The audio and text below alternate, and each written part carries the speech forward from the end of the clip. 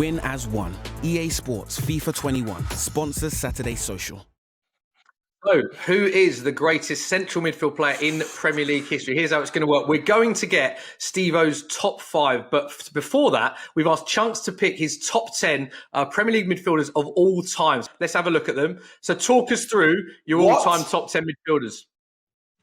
Yeah, well, there you go. Yeah, these are my top 10 in alphabetical order. You know what you guys need to do? Because now I can see this getting clipped up and used on social media. Yeah? So this is alphabetical order. We've said it twice. It's alphabetical order. What I'm going to say just off the bat right now, I'm missing out on a big player. Honourable mention, I'm going to say Kante. I was missing him out. And that's a big miss for me. I was upset because obviously he basically, him and Mahrez and Vardy won the Premier League at Leicester. And the season after, it was mostly him and Hazard that won the Premier League at Chelsea. So he was very, very important and crucial. But the fact that apart from those 2 seasons, I don't remember much of Kante. The fact he couldn't get to Sarri's team, even Frank's team at some points, and now he's not really playing too much for Tuchel. So I think he just missed out on that top 10 spot for me. I really do love Kante. I think he's absolutely incredible. Yeah. Maybe he could have furthered his career at Arsenal if he went to Arsenal, maybe, because he's getting wasted right now at Chelsea. Kante was just a near miss. We'll clarify in case it's tweaked out. They are just alphabetical order, no order of merit for Chunkz. So we made that perfect. Anyway. I was going to ask you about the one that was closest to being there, and you've gone with Conte.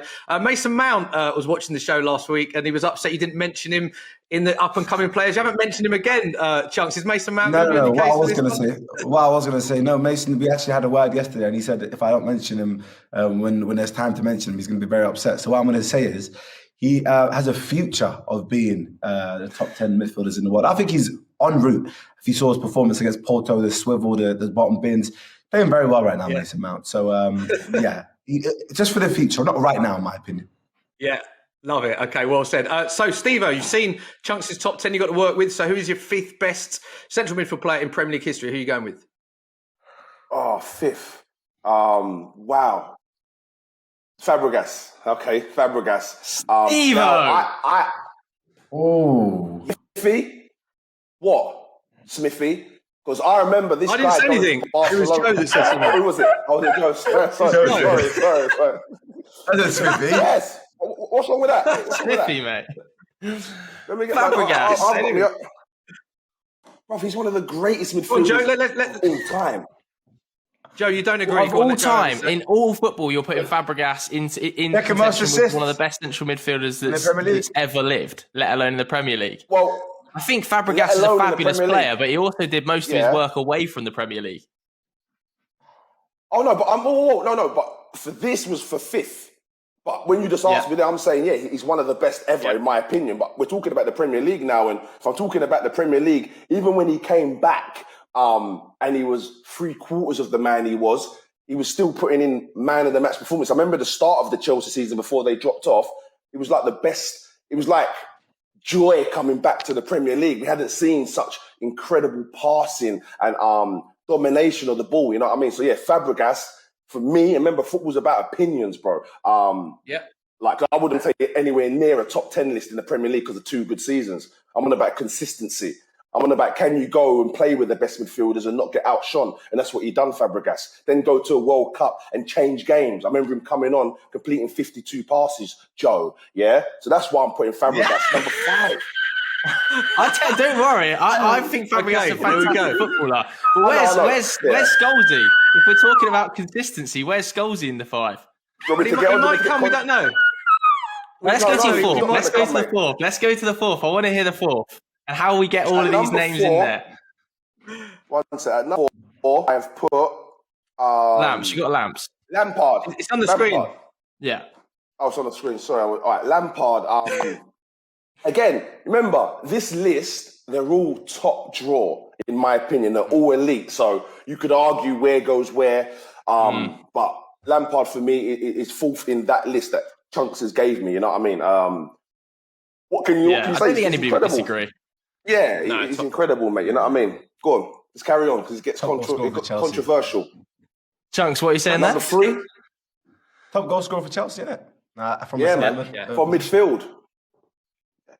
Yeah, great. Yeah, second, don't forget Lampard as well. Second in the Ballon d'Or in 2005. Chelsea's all-time top scorer, over 100 caps for England as well. Top midfield. I think we can all agree about Frank Lampard. But it does get interesting now because there are going to be some big names that you've missed out, Stevo. So can you reveal your third place and who is Lampard for number 3, mate? Stevie G. Now, with this one, it's either or. Yeah, either or with Franks and Stevie. But I just think Stevie G's game is a bit more complete. Now, if you asked me if I'm a manager, who would I rather have in my team? If I got the balance right, I'm putting Lampard in because that's extra goals for midfielders, well as Lamps can control a game. Later on in his career, he controlled the game a lot more. But Stevie G, from 21 years old to whenever he retired, controlled the game. I think Lamps got that a bit later on. Not many people know this, but Lamps' first game, I played against him. He played against Leyton Orient in a pre-season friendly. It was his first ever game, and he was a lot different then to what he became. Trust me, I see it firsthand. You know what I mean? So, but yeah, Stevie G, complete player. But as I say, if I did have the choice, I like goals. You know, so goals are the most important thing in football. So yeah, man. But Stevie G pips him. He pips him. You got me Stevie G. Interesting, Stevie G in the list, the only one famously not to win a Premier League medal. But what I'd argue about Stevie G is that if you look at the players that the likes of Vieira, Keane and Scholes, Lampard had around them, Stevie G really carried that Liverpool team. And like the goals and assists, his record was absolutely incredible. And I'm a huge fan of Stevie G. I've also lost count of the amount of players I've spoken to who've said he's been the best player they've ever played with. Do you agree with Gerrard above Lampard, Chunkz? Where do you stand on that debate? I'll probably say Lamps over Gerrard just based off accolades and also numbers that Lampard's put in from a midfield position. I do love both, but yeah, I'll probably just say Lampard over Gerrard. I'd say Lampard over Gerrard and Scholes, to be fair. Call me crazy. Yeah, see, this is the debate, isn't it? Because it's usually those three. Steve. Yeah. I know you've gone for Gerrard ahead of Lampard, but you're not putting even Scholes in the reckoning here, or talking about longevity? No. And the reason, I'll tell you straight, no, I haven't put him in. And the reason I haven't put him in, again, we're talking of top midfielders here, yeah? Premier League midfielders. I remember Scholes coming in. I'm not sure if you youngsters will remember this. Old guy Smithy will. But he was a striker.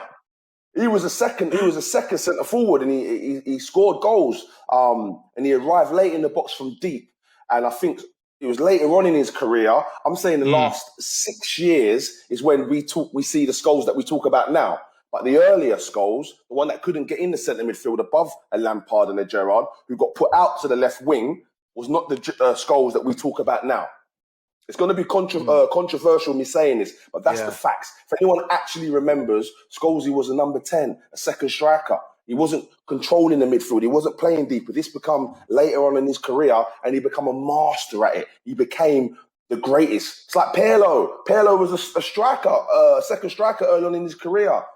This comes with knowledge. So I'm all about longevity and how long you can stay at the top. You know what I mean? And yeah, Scholes, he had good 5-6 years, but them other guys had 10, 12. You're harsh, Stevo. I think you're harsh. 5 or 6 years. He won 11 Premier League titles. Go on, Stevo! He won 11 Premier League what titles. I'll say about how many did John O'Shea win? Or Fletcher?